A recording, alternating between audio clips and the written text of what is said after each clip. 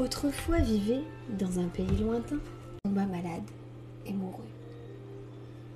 Après quelques années de deuil, le roi se remaria avec une femme très belle, un miroir magique.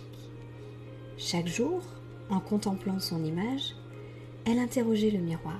« Miroir, joli miroir, dis-moi qui est la plus belle. » Et chaque jour, le miroir répondait « C'est toi, ô reine, qui est la plus belle femme du royaume. »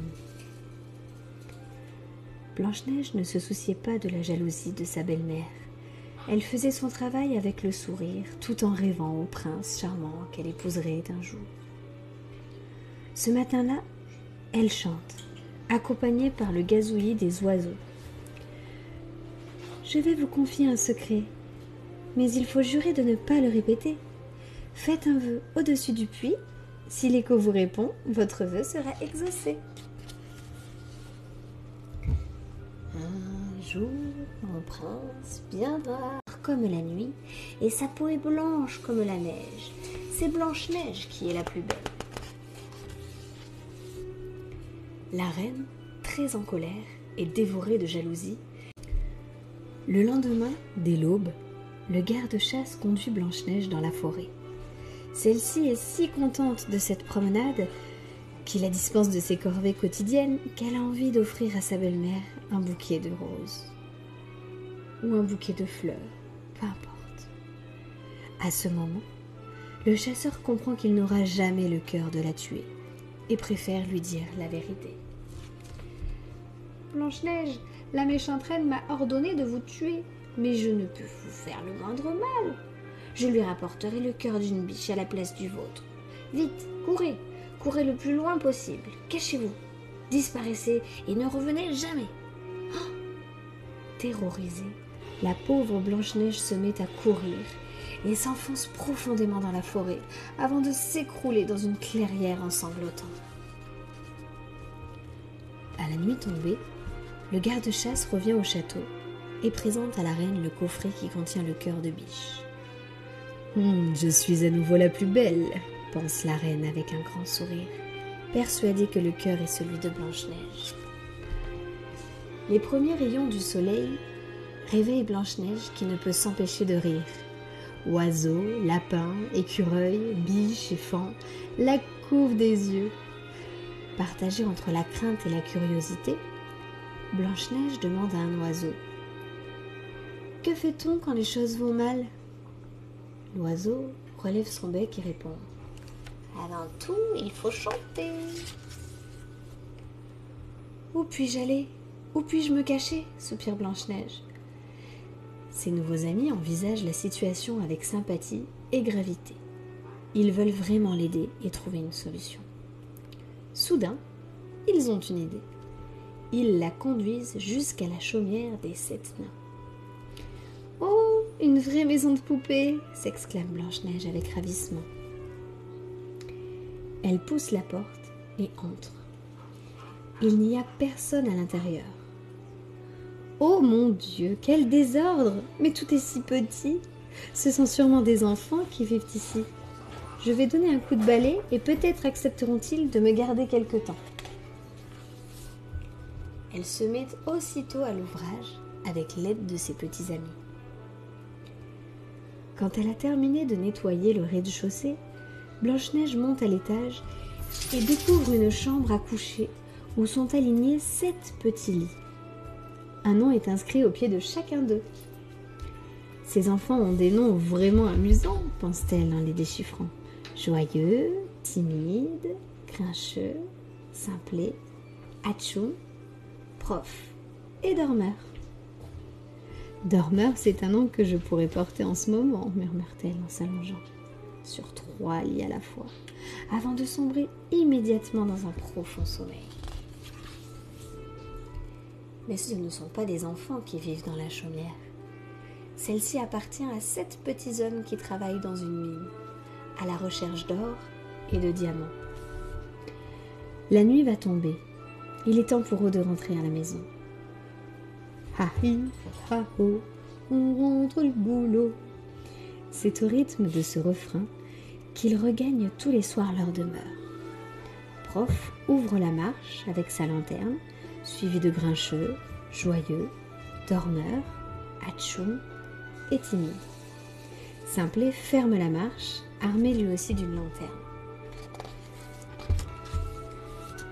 Les 7 nains ont un mouvement de stupeur en pénétrant dans leur chaumière.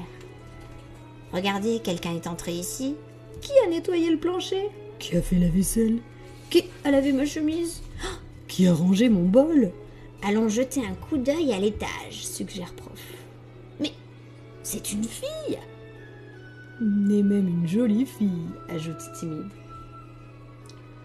Tout ce bruit réveille Blanche-Neige, qui se redresse et s'étonne. « Mais vous n'êtes pas des enfants, vous êtes des adultes, juste un peu plus petits. »« C'est exact, » ronchonne Grincheux, qui n'est pas très content de trouver une étrangère dans son lit. « Mais qui êtes-vous » demande Prof, qui semble être le chef du groupe.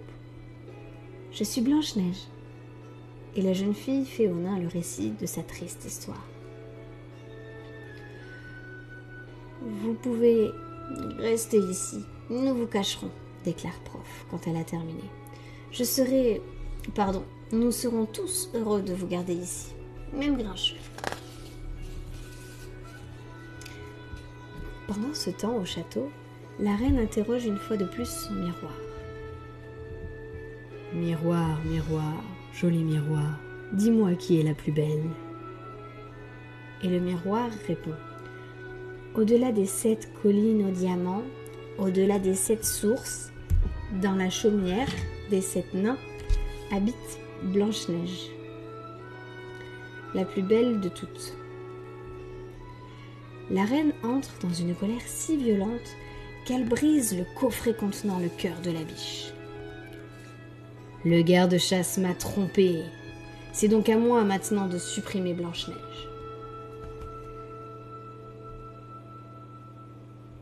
La reine se précipite dans un cabinet secret, dissimulé sous l'une des tours du château, et dans lequel se trouvent d'étranges instruments. Elle se met aussitôt à préparer un filtre magique. Avec cette mixture, je vais me transformer en une affreuse vieille sorcière, et un seul morceau de pomme endormira Blanche-Neige pour toujours.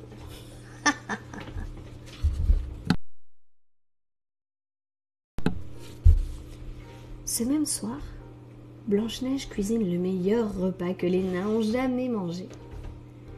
Mais avant de passer à table, il faut vous laver les mains et vous brosser les ongles, conseille-t-elle. Les 7 nains ne sont pas très habitués à l'eau et au savon, mais voulant faire plaisir à la jeune princesse, ils sortent tout de même pour se laver, à l'exception de Grincheux. Les 6 autres le plongent alors dans le baquet et lui font subir un grand nettoyage. Après le dîner, et une fois la vaisselle terminée, ils décident de danser et de s'amuser. Ils sortent leurs instruments de musique. Simplet grimpe sur les épaules d'Atchoum pour être de la taille de Blanche-Neige. Ils dansent ainsi jusqu'à ce qu'Atchoum éternue et que Simplet se retrouve par terre.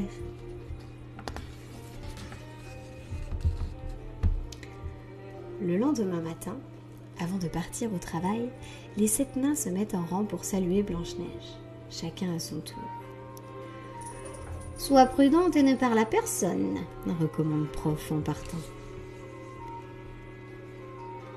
La méchante reine a pris l'apparence d'une vieille sorcière, et cachée dans la forêt, elle guette le départ des nains. Puis, elle s'approche de la maison et interpelle Blanche-Neige par la fenêtre.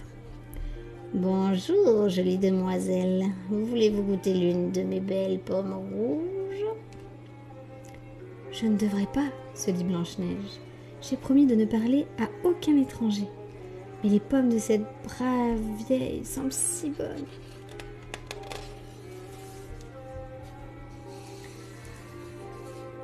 « C'est une pomme magique qui exauce les vœux, » fredonne l'horrible mégère. « Qui exauce les vœux ? Oh !» murmure Blanche-Neige. « Merci. » Les animaux ont immédiatement reconnu la reine. mais n'ont pas le temps de mettre la princesse en garde. Blanche-Neige a déjà croqué la pomme et gît par terre. L'effet du poison a été immédiat. Ricane la sorcière. Désormais, ma jolie princesse, tu vas dormir éternellement et je serai à nouveau la plus belle femme du royaume. Les animaux se précipitent à la mine pour alerter les nains. Ceux-ci ne savent pas exactement ce qui vient de se passer, mais ils comprennent que Blanche-Neige est en danger et enfourchent des chevreuils pour regagner plus vite la chaumière. Lorsqu'ils arrivent à l'orée de la forêt, ils aperçoivent la sorcière qui grimpe sur une montagne escarpée. « Suivons-la !» crie Grincheux. Brusquement, un orage éclate et la pluie se met à tomber à verse. La sorcière vient d'atteindre une corniche qui surplombe un précipice, lorsque la foudre s'abat juste à côté d'elle. Surprise, elle perd l'équilibre et dans un cri tombe au fond de l'abîme. La reine disparaît pour toujours. Les 7 nains reviennent à la maison et trouvent Blanche-Neige gisant sur le sol, inanimée. Elle donne toutes les apparences de la mort. En larmes, ils l'allongent doucement sur son lit. Le lendemain, les nains construisent pour leur chère princesse un cercueil en cristal. Ils le déposent au milieu d'une clairière, au cœur de la forêt, et abrité par de grands pins centenaires dont les aiguilles parfumées tapissent le sol. Chaque jour, ils lui apportent des fleurs fraîches et se recueillent devant le cercueil, dans l'espoir de voir la jeune femme s'éveiller. Mais Blanche-Neige reste toujours endormie. Pendant ce temps, le prince charmant parcourt le pays à la recherche de sa princesse disparue. Au printemps, il entend parler d'une ravissante jeune fille qui dort dans un cercueil de verre dans la forêt. Le prince enfourche aussitôt son cheval. Dès qu'il arrive dans la clairière, il met un genou à terre et fait glisser le lourd couvercle de verre. Alors, il reconnaît Blanche-Neige et pose sur ses lèvres un baiser.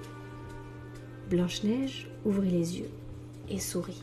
« Mon prince, vous avez rompu l'enchantement. Maintenant, je peux vous épouser. » Le prince hisse Blanche-Neige sur son cheval. Elle se retourne vers les 7 nains pour les remercier. « Au revoir, mes meilleurs amis. Je n'oublierai jamais ce que vous avez fait pour moi. Je reviendrai bientôt. » Les 7 nains sont heureux de voir Blanche-Neige en vie et amoureuse de son prince, mais un peu tristes de la voir partir. Blanche-Neige et son prince se marient et vivent heureux très longtemps. Et voilà pour aujourd'hui. Je vous souhaite une très bonne nuit.